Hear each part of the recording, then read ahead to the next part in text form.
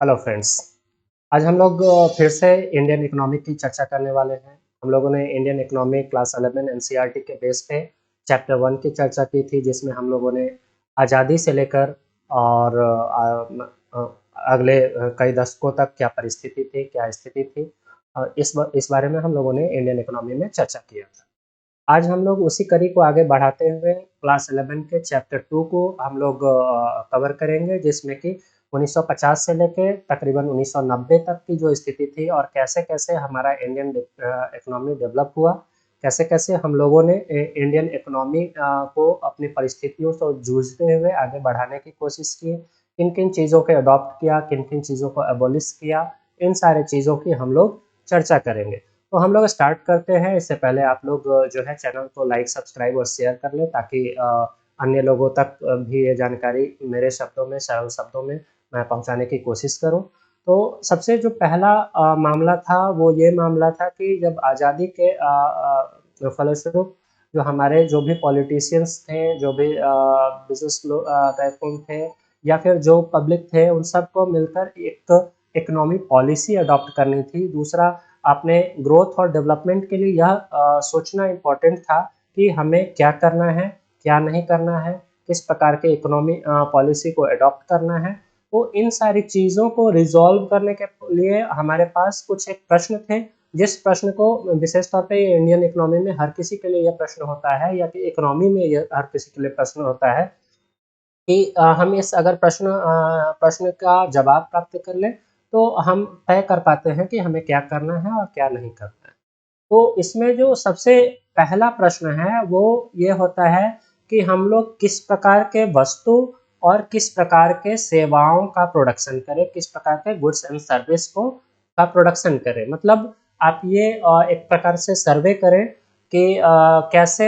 किसी वस्तु का किन किन वस्तुओं की ज़रूरत है हमारे समाज को, हमारे देश को, और किस किस प्रकार के सर्विस की आवश्यकता है हमारे देश और समाज को। अगर हम लोग इस चीज़ को डिसाइड कर पाते हैं, तो हम लोग तय कर पाएंगे कि हमें किस किस फील्ड के प्रोडक्शन को ग्रो करना है, किस किस सर्विसेज सेक्टर को ग्रो करना है, ये हम लोग तय कर पाएंगे। दूसरा जो इसी से संबंधित प्रश्न था, जिसको हम लोग को रिजॉल्व करना चाहिए, वो क्या था कि इन गुड्स और सर्विस, सबसे पहले हम लोगों ने क्या तय किया कि गुड्स और कौन कौन से गुड्स और सर्विस होंगे। दूसरा जो क्वेश्चन है, हम लोग इन गुड्स और सर्विस को कैसे प्रोड्यूस करेंगे, इसमें किस प्रकार के ह्यूमन लेबर को इन्वॉल्व करेंगे, किस प्रकार से कैपिटल को इन्वॉल्व करेंगे, किस प्रकार के मैकेनिज्म को इन्वॉल्व करेंगे। और जो तीसरा महत्वपूर्ण प्रश्न होता है इस प्रकार के इकोनॉमी के लिए, वो यह होता है कि इन प्रोड्यूस्ड गुड्स एंड सर्विसेज को हम लोग किस प्रकार से डिस्ट्रीब्यूट करेंगे। अगर इन सारी चीज़ों को हम लोग तय कर पाते हैं, हम लोग अगर इस तीनों प्रश्न को तय कर पाएंगे, तो हम लोग निश्चित रूप से यह तय कर पाएंगे कि हम लोग को इकोनॉमी में किन किन चीज़ों को करना है, किन किन चीज़ों को नहीं करना है। तो इस प्रकार से ये तीन महत्वपूर्ण प्रश्न आपको डैशबोर्ड पे दिख रहा होगा। इस प्रश्नों को रिजॉल्व करने के लिए हम लोगों को क्या क्या करना था, उन चीज़ों की हम लोग चर्चा करेंगे। दूसरा, हम लोग जो टॉपिक कवर करने वाले हैं अपने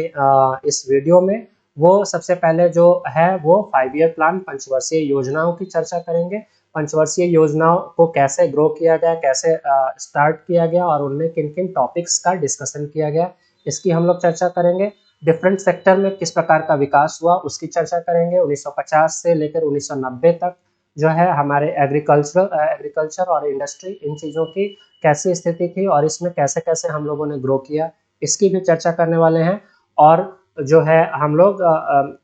जो हम लोगों ने जो इकोनॉमी अडॉप्ट किया, वो कितने काइंड्स ऑफ इकोनॉमिक्स थे और उसमें कौन कौन से किस किस इकोनॉमी में क्या क्या कमियां थी, क्या क्या लिमिटेशंस थे, क्या क्या मेरिट्स थे, उसकी भी हम लोग चर्चा करेंगे। और हम लोगों ने किस प्रकार से इकोनॉमी को अडॉप्ट किया, इसकी भी चर्चा हम लोग इस वीडियो में करने वाले हैं। तो एक बार फिर से मैं बोलूँगा कि आप लोग लाइक, सब्सक्राइब और शेयर कर लें, ताकि मैं इन विषयों को आगे बढ़ा पाऊँ। तो जो हमारा सबसे इम्पॉर्टेंट चीज़ है, वो हम लोगों को पहले क्या समझ लेना है कि किसी भी इकोनॉमी पॉलिसी को अडॉप्ट करने के पहले हम लोगों को अपने सोसाइटी को जानना ज़रूरी है कि हम लोग का सोसाइटी कैसा है, कितना इवन है, कितना इक्विटी है, इसमें कितनी इक्वलिटी है, और किस प्रकार से हम लोग इसको आगे बढ़ाएंगे, इसको हम लोग को जान लेना ज़रूरी है। तो सबसे पहले हम लोग इसको जानने से पहले हम लोग चर्चा कर लें कि टाइप्स ऑफ इकोनॉमी कितने प्रकार के होते हैं। तो हम लोग मुख्य तौर पे हम लोग इकोनॉमी को कैपिटलिस्ट इकोनॉमी, सोशलिस्ट इकोनॉमी और मिक्स्ड इकोनॉमी में बांटते हैं। पहले हम लोग कैपिटलिस्ट इकोनॉमी की चर्चा कर लेते हैं। तो कैपिटलिस्ट इकोनॉमी में आप यह समझ सकते हैं कि जो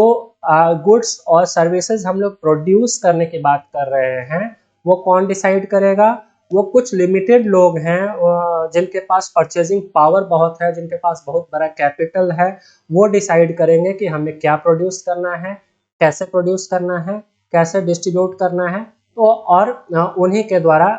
पूरा का पूरा नियंत्रण होगा। तो इसमें एक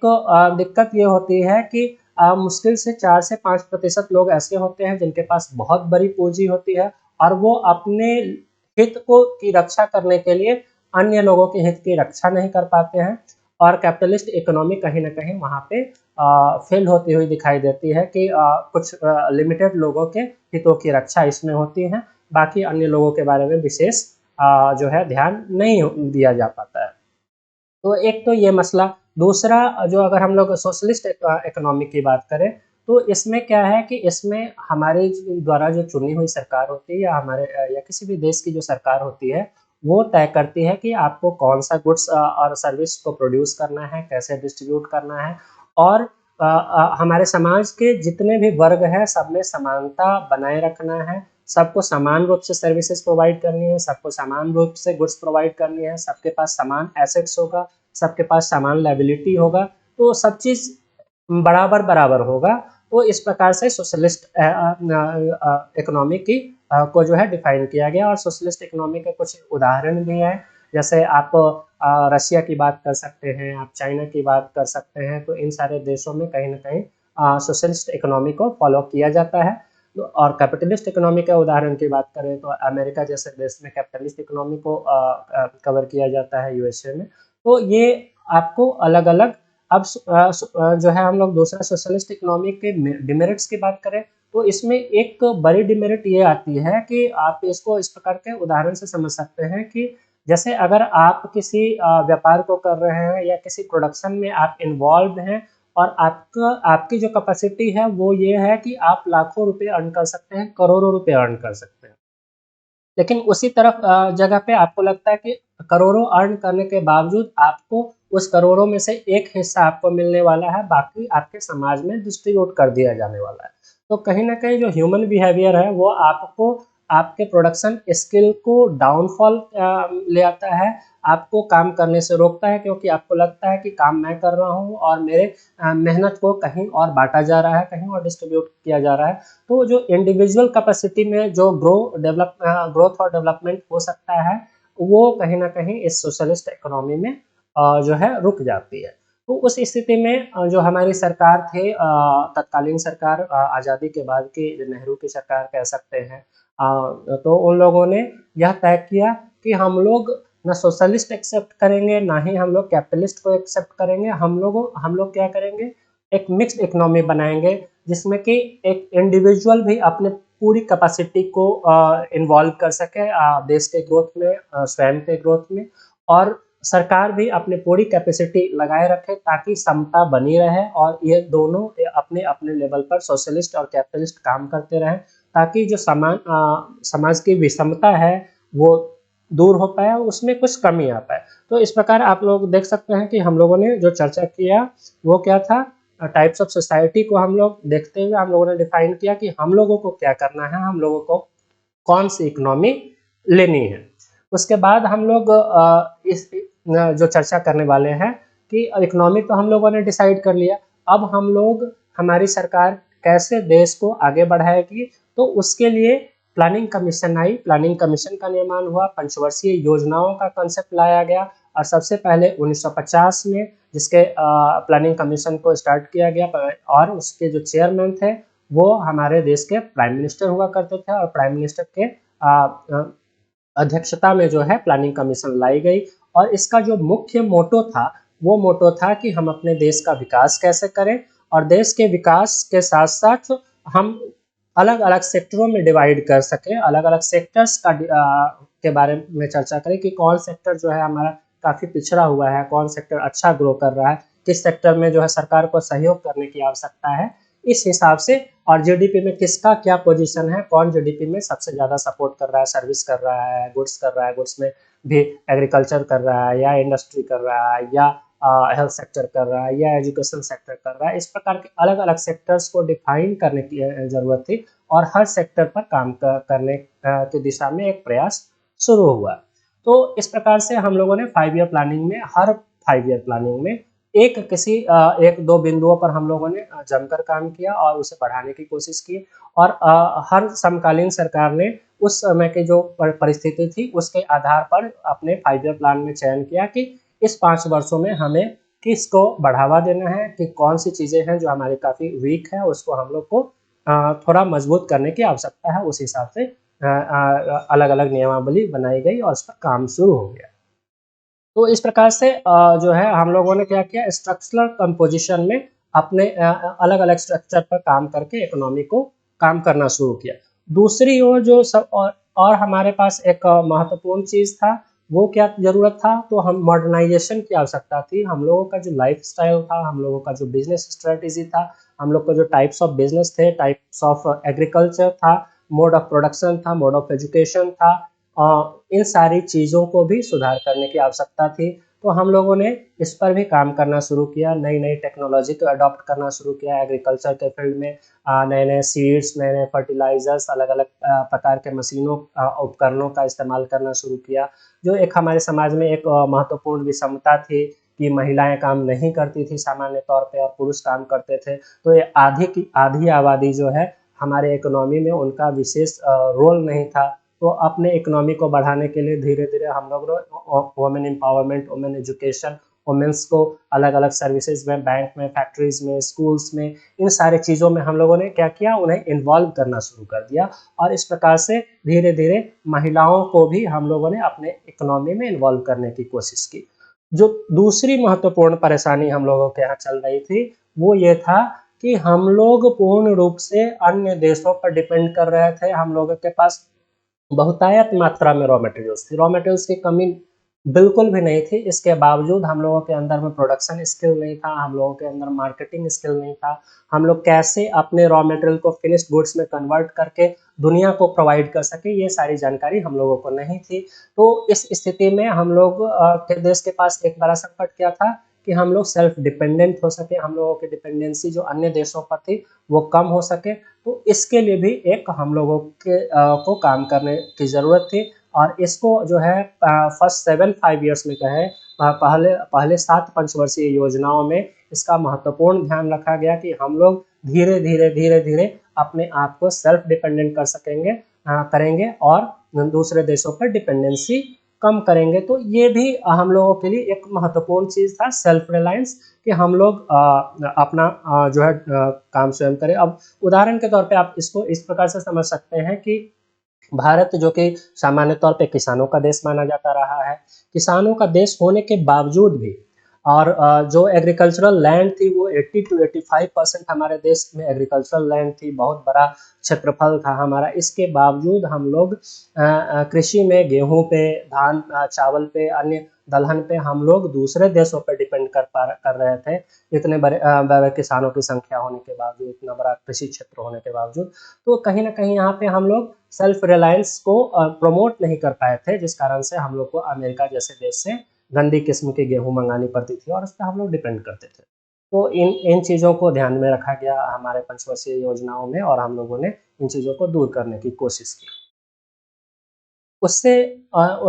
उसी समय एक और चीज़ हम लोग को ध्यान में रखना था, जिसे हम लोग कह सकते हैं इक्विटी। जो हमारे समाज में विषमता थी और उस विषमता को दूर करने की आवश्यकता थी। जो छोटे, बड़े, मझोले, अलग अलग प्रकार के लोग थे, अलग अलग प्रकार के लोगों का अलग अलग जो है इन्वॉल्वमेंट था। किसी को किसी काम में इन्वॉल्व नहीं होने देना, किसी को किसी काम में इन्वॉल्व होने देना, किसी को मीन्स ऑफ प्रोडक्शन प्रोवाइड बहुत आयत मात्रा में होती थी, किसी को नहीं होती थी। तो इन सारी चीज़ों को भी ठीक करने की आवश्यकता थी। तो इसमें आप जो है इस प्रकार से इसको मेंशन किया एनसीईआरटी ने, every Indian should be able to meet his और her basic needs such as foods, a decent house, education and health care, and inequality in the distribution of wealth should be reduced। तो मतलब कि हर व्यक्ति को at least जो basic सुविधाएं हैं, जो भोजन की सुविधा है, जो मकान की सुविधा है, शिक्षा की सुविधा है, हेल्थ केयर की जो फैसिलिटीज़ है, वो समान रूप से प्रोवाइड की जाए, और इसकी जिम्मेवारी सरकार ने स्वयं उठाया, और उस जिम्मेवारी को पूरा करने की कोशिश आज भी सरकार करती है। अब हम लोग थोड़ा सा बात कर लें एग्रीकल्चर की, क्योंकि चूंकि हमारा उन दिनों अगर इकोनॉमी की बात करें तो एग्रीकल्चर के द्वारा ही 80 to 85% इकोनॉमी जो है कंट्रोल होती थी, और एग्रीकल्चर बहुत बुरी तरह से पिछड़ा हुआ था। तो इसमें किन किन सुधारों की आवश्यकता थी, या किन किन चीज़ों में सुधार की गई, तो उसकी अगर हम लोग चर्चा करें तो हम लोग पाते हैं कि जो सबसे पहले सुधार की आवश्यकता थी वो लैंड सीलिंग और लैंड रिफॉर्म्स की ज़रूरत थी। लैंड रिफॉर्म्स किया गया, लैंड सीलिंग किया गया। जो बहुतायत मात्रा में, बड़ी मात्रा में खेत किसी एक व्यक्ति के पास होता है, या ये आम भाषा में अगर हम लोग कहें तो जमींदारी उन्मूलन प्रथा को लाया गया, और धीरे धीरे जमींदारी को खत्म करने की कोशिश की गई। जो ओनरशिप था चंद लोगों के पास था सारे जमीन की, और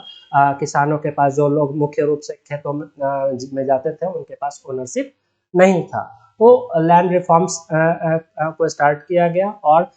खेतों में एक लिमिट बनाया गया कि किसी भी व्यक्ति के पास अधिक से अधिक जो एग्रीकल्चरल लैंड होगा वो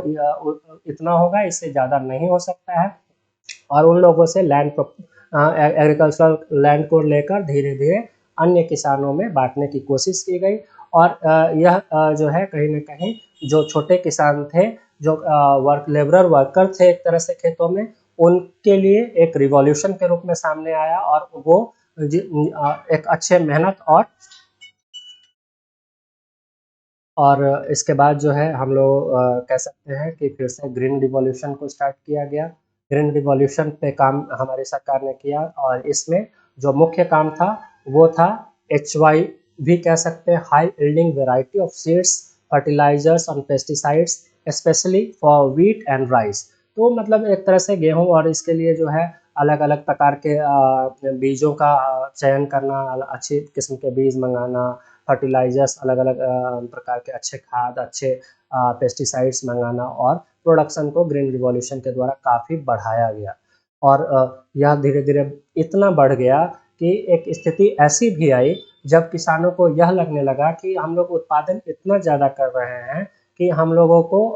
जो है उस उत्पादन की अच्छी कीमत नहीं मिल पा रही है। मतलब आप समझ सकते हैं, जैसे डिमांड और सप्लाई के रूल्स को जब आप देखेंगे तो आपको लगेगा कि अगर डिमांड से ज़्यादा सप्लाई है तो चीज़ों की कीमतें गिरने लगती हैं। तो कुछ इस प्रकार से ग्रीन रिवॉल्यूशन का रिजल्ट मिला। और जो इस पर सरकार ने जो अगला एक और महत्वपूर्ण काम किया था, वो क्या किया था कि जिन किसानों को अच्छे बीज के लिए पैसे नहीं थे, अच्छे टेक्नोलॉजी के लिए, ट्रैक्टर्स के लिए पैसे नहीं थे, तो उन्हें डेब्ट देना शुरू किया, सब्सिडीज देना शुरू किया, और इस तरह के अलग अलग डेब्ट और सब्सिडीज के माध्यम से जो है आप किसानों के लाइफ स्टाइल को सुधारा गया, और एक बहुत हाई यील्डिंग लेवल पे जो है काम शुरू हो गया। बहुत अच्छी प्रोडक्शन होने लगी, और हरित क्रांति के रूप में यह जो है हमारे देश में उभर कर सामने आई। अब इसके अलावे हम लोग अगले जो टॉपिक्स में हम लोग चर्चा करेंगे, इसी चैप्टर का एक हिस्सा है, जो हम लोगों ने एग्रीकल्चरल डेवलपमेंट की चर्चा की। उसके अलावा हम लोग इंडस्ट्रियल डेवलपमेंट और ट्रेड डेवलपमेंट की चर्चा करेंगे, जिसमें हम लोग मुख्य रूप से चर्चा करने वाले हैं कि पब्लिक सेक्टर का क्या रोल था, प्राइवेट सेक्टर का क्या रोल था, 1956 में जो इंडियन इंडस्ट्रियल पॉलिसी रिजोल्यूशन आए उसका क्या रोल था, MSME का रोल क्या था, स्मॉल स्केल इंडस्ट्री किस प्रकार से ग्रो करना शुरू हुई, और इसमें सरकार का क्या महत्वपूर्ण रोल रहा, इन सारी चीज़ों की हम लोग चर्चा करेंगे। इसलिए आप लोग से फिर से एक बार रिक्वेस्ट है कि आप लाइक शेयर सब्सक्राइब कर लें, और अगले जो हम लोग इंडस्ट्रियल डेवलपमेंट की बात करने वाले हैं उस में बने रहें। इसके अलावा इसके पहले जो हम लोगों ने भारत के आर्थिक दशा और भौतिक दशा की बात की थी आज़ादी के टाइम में, उसको भी आप देख सकते हैं। तो इस प्रकार से जो है बने रहे, और इसको मैं अभी यहीं पे तत्काल समाप्त करता हूँ। काफ़ी लंबा वीडियो हो चुका है। धन्यवाद, थैंक यू बने रहने के लिए।